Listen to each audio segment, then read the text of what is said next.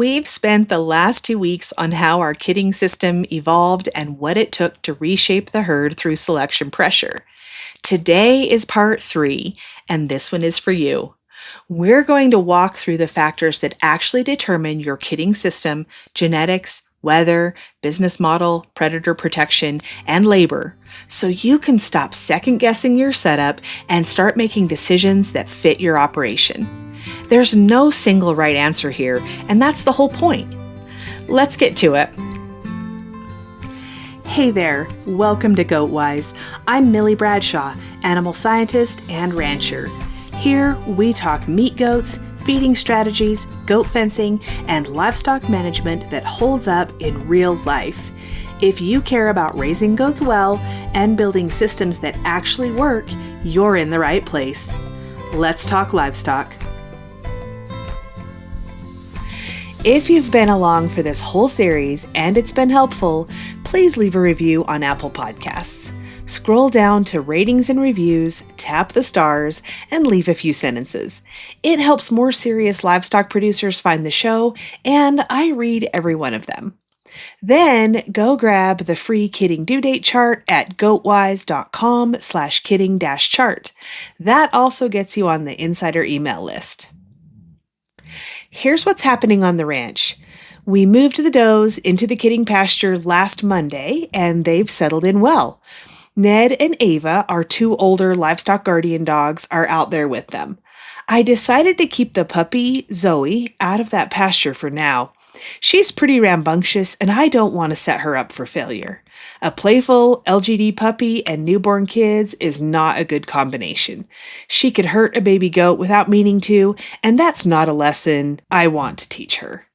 So instead, we put a couple of wethers in with her so she has something to guard and can keep doing her job while we get through kidding without a puppy in the mix. The official due date for does is today, June 1st, but the first kids hit the ground Friday, May 29th, which was completely expected. I always plan for kids as early as 5 days before the due date. That same night, it started to rain, and it didn't let up for almost 24 hours. I don't know the exact amount, but I think we got close to an inch of rain, which was wonderful for the grass. 4 does kidded during that rainstorm, and I was impressed with how well they did. Every doe has had twins so far, all the kids are doing great, and we're just getting started. The next 3 weeks will probably be a blur, but I'll keep you updated.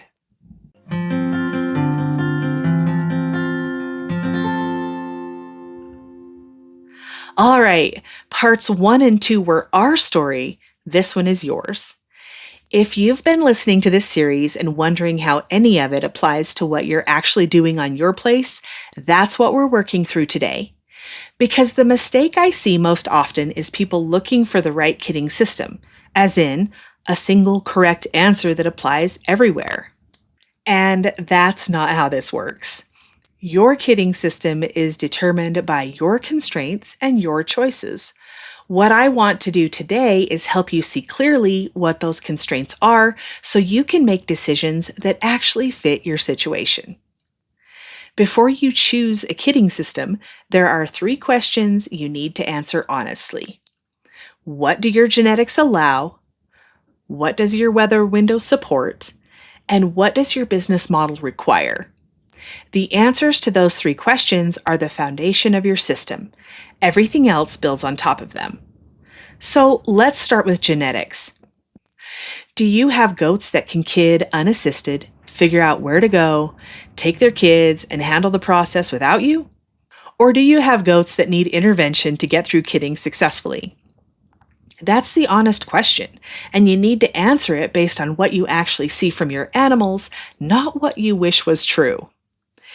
If your goats require high intervention at kidding, meaning consistent problems with mothering, kids that don't get up without help, does that need to be penned to bond, don't put those goats out in 60 acres and expect it to work. You're not set up for that system yet.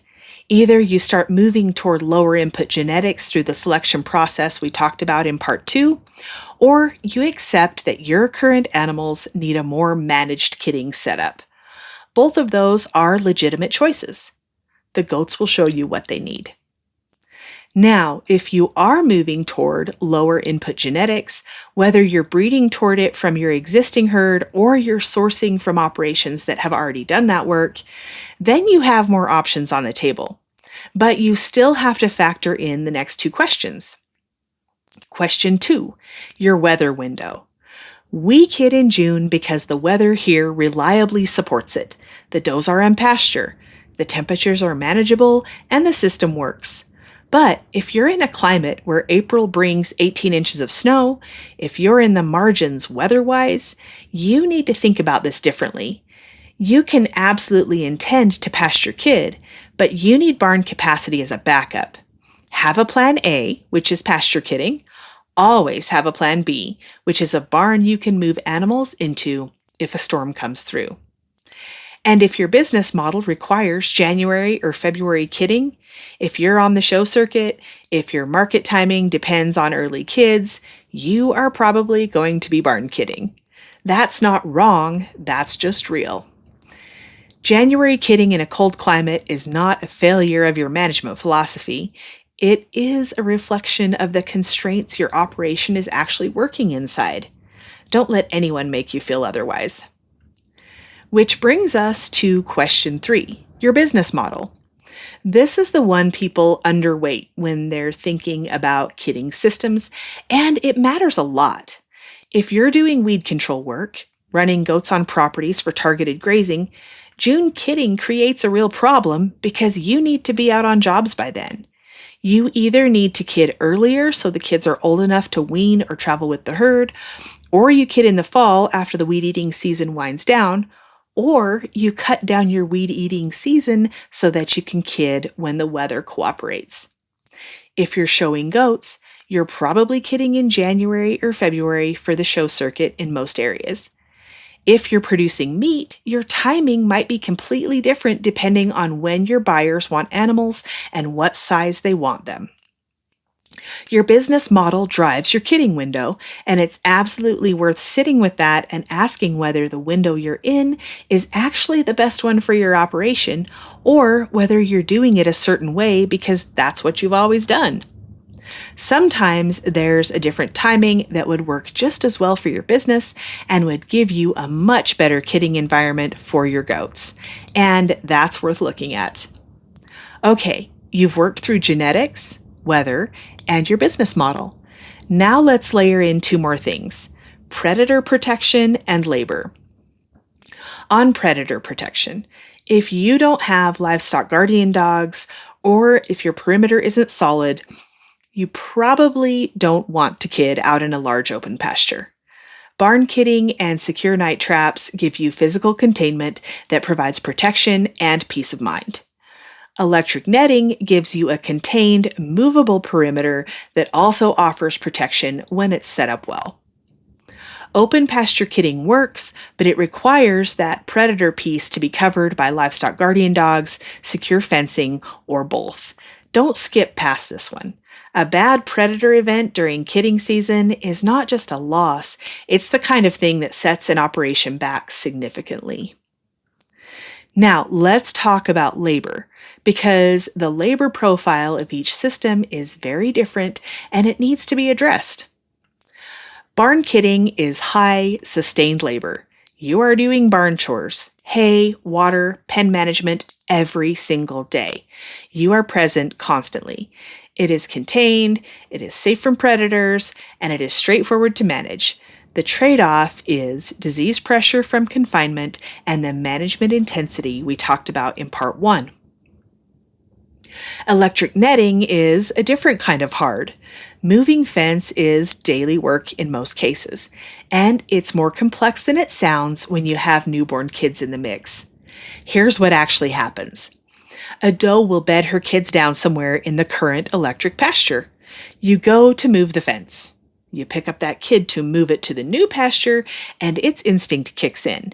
It wants to go back to where it was bedded. It will run back toward the old fence line, sometimes straight through the electric netting, because it doesn't understand what the fence is yet. And then mom is looking for her kid where she left it, and the kid is somewhere else entirely, and you've got a mothering problem that you created by moving the fence. It's manageable, but you need to know it's coming, and you need help moving the fence during early kidding. It is not a one-person job. Ideally, set up a larger pasture that only needs moved every few days to limit the disruption. Open pasture kidding, which is what we do now, is low sustained labor once it's running, but it can be high intensity up front until you get your system figured out. We tag, weigh, band, and record data on all kids, so we need to handle every single one, and it needs to happen within 24 hours of birth. If you're not doing all that, pasture kidding will be simpler. The trade-off is that it requires predator protection, adequate land, and you need to give the does time to settle into the kidding pasture before the first ones kid. Don't move them in the day before kidding starts. Move them a week out. Let them learn the space, establish their hierarchy, find their spots. If does are still adjusting to a new environment when they kid, that disrupts mothering. Give them time to settle. So, when you put all of this together, genetics, weather, business model, predator protection, labor, what you have is a picture of your constraints and your choices. Your kidding system is a trade-off between those things. There is no version of this where everything is easy and nothing is a trade-off. Every system asks something of you. The question is, which set of trade-offs fits your operation, your land, your goals, and honestly, your season of life? Think through those three questions: genetics, weather, and business model, then layer in predators and labor. And once you're clear on it, commit to the system that fits and reevaluate when necessary. Clarity about what your system is and why it's the right one for you right now is worth a lot. And that's the end of part 3 and the end of this series. Part 1 was the story of how our kidding system evolved. Part 2 was the behind-the-scenes work of reshaping the herd through selection pressure, and today was the framework for thinking through your own. I hope it's been useful. Good luck this kidding season. See you next week. Hey there, thanks for listening today. If this episode was helpful, share it with another producer who's raising goats. And if you haven't already, leave a quick review on Apple Podcasts. It helps more serious livestock owners find the show. As always, this podcast is for educational purposes only and is not a substitute for veterinary advice. I'll see you next week here on GoatWise.